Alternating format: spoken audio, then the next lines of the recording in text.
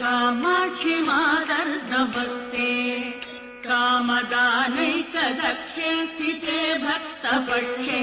कामाक्षि मादर्दभक्ते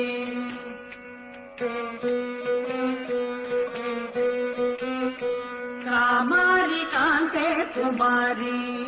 कालकालस्य भर्तुकरे दत्तदत्ते कामाय कामप्रदात्री कामकोटिस्य पूज्ये गिरम् देहि मह्यम् कामाक्षि मादर्दभक्ते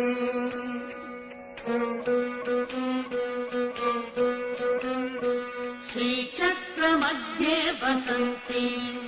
भूतरक्षपिशाचादिदुष्टान् हरन्ति श्रीकामकोट्यान् ज्वलन्ति कामजी